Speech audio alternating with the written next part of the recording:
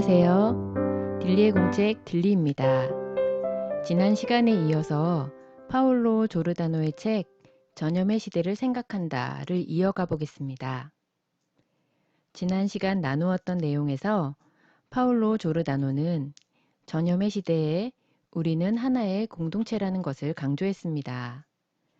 그는 지금을 전염의 시대라고 진단하고 어디에 있든 다층적으로 연결된 사회가 우리를 전염의 고리로 묶고 있다고 하였습니다. 전염 앞에서는 국경, 지역, 문화, 인종, 나이도 초월하게 됩니다. 비록 누군가는 전염에 더 취약할지 모르지만 결국 운명은 모두와 얽혀 있다고 합니다. 전염병, 두려움, 그리고 고독. 우리는 자유로운 듯 하지만 동시에 고립되어 있음을 말합니다. 53페이지입니다. 인간이 환경에게 가한 가혹한 폭력은 지금까지 자신들의 소굴에 잠잠히 머물러 있던 새로운 병원체들을 외부로 끄집어냈고 접촉 가능성을 더욱 높였다. 산림벌채는 자연 서식지를 파괴하고 결국 우리의 현존을 위협했다.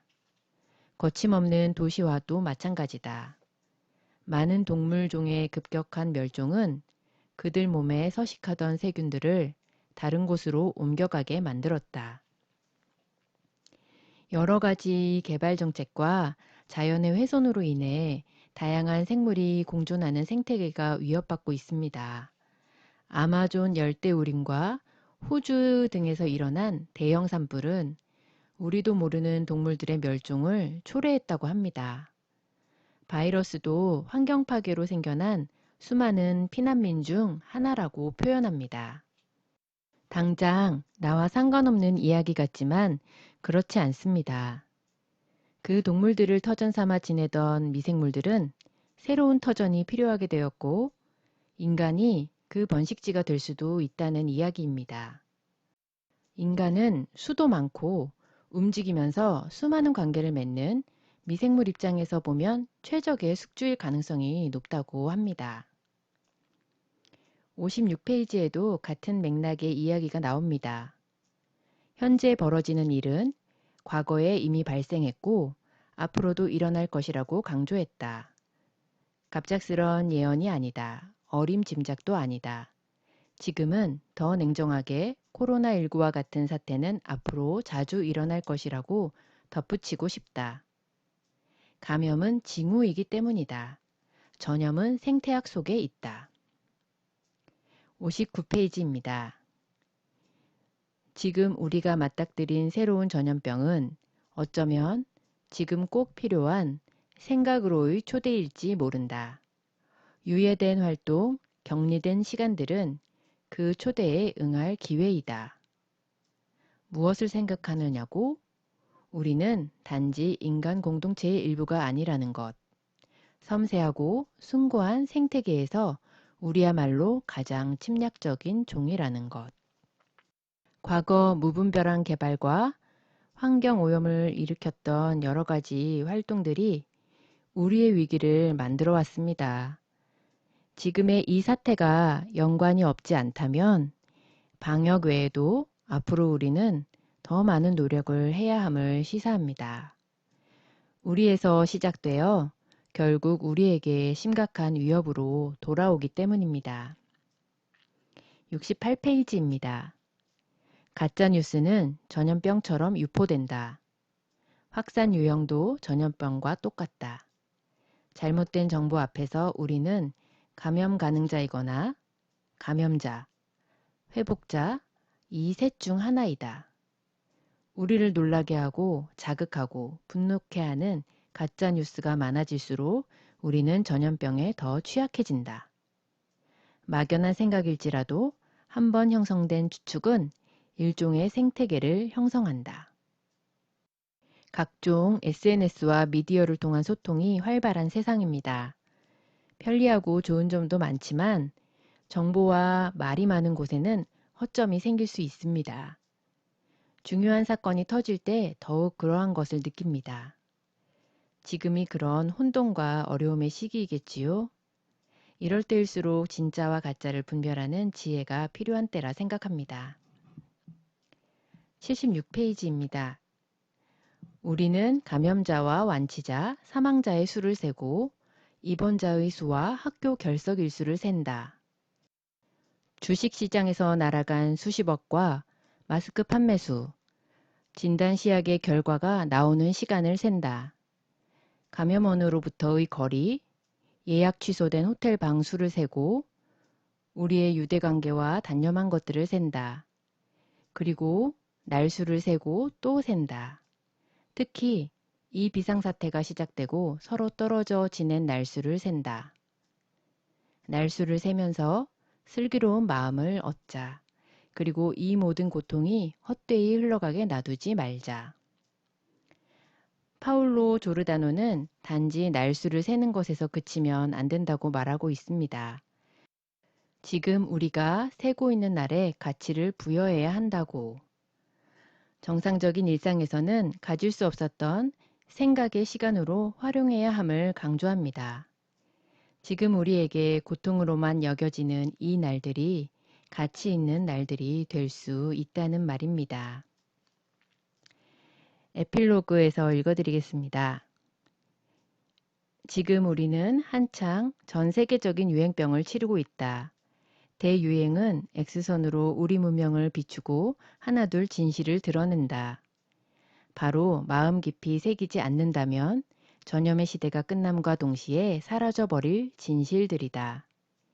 비상사태는 숫자, 증거들, 트위터 메시지, 규정들, 그리고 거대한 두려움으로 우리의 머릿속을 꽉 채운다. 그렇기에 이외의 다른 논리들과 수많은 의문을 위한 공간을 마련해 두어야 한다.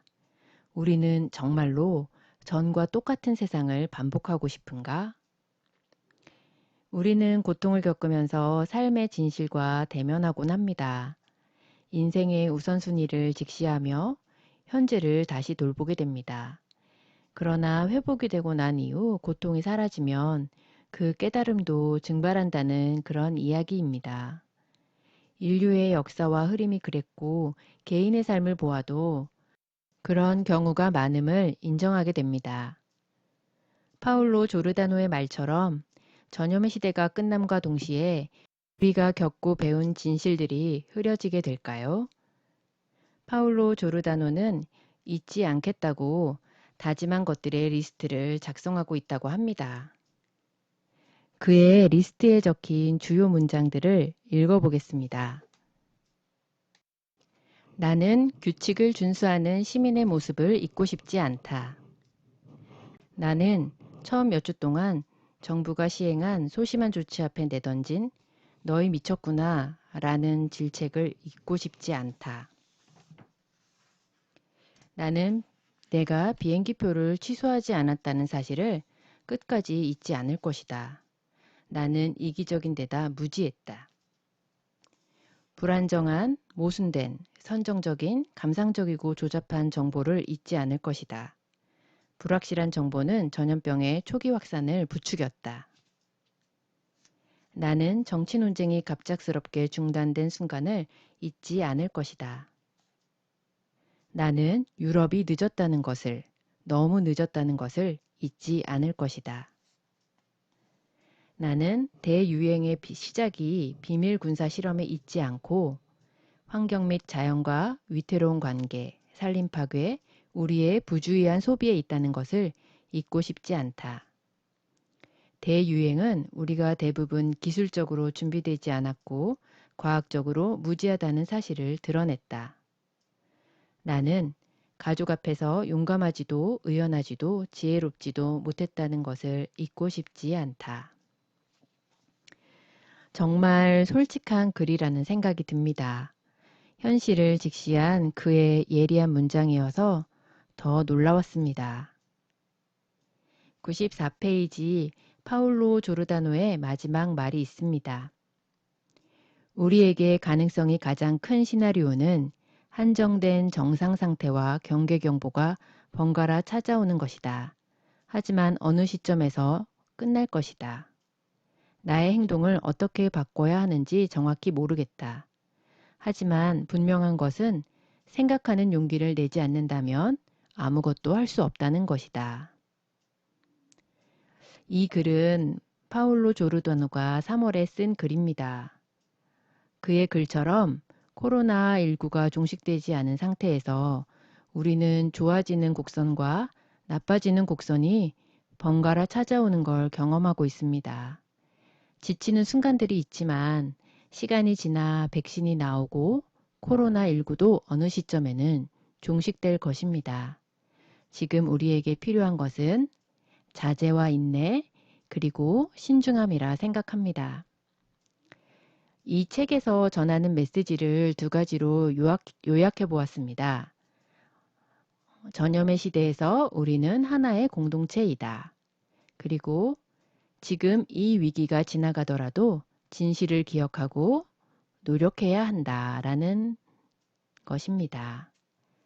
저는 이 책을 읽으면서 지금 우리가 힘들게 코로나19를 겪는 것처럼 보이지 않는 다른 나라 사람들도 그곳에서 힘들게 코로나19를 겪고 있다는 걸 새삼 느꼈습니다. 잘 대처하고 못 대처하고의 지표나 수치보다는 우리가 함께 가는 그런 존재라는 걸 인식하는 기회가 되었습니다.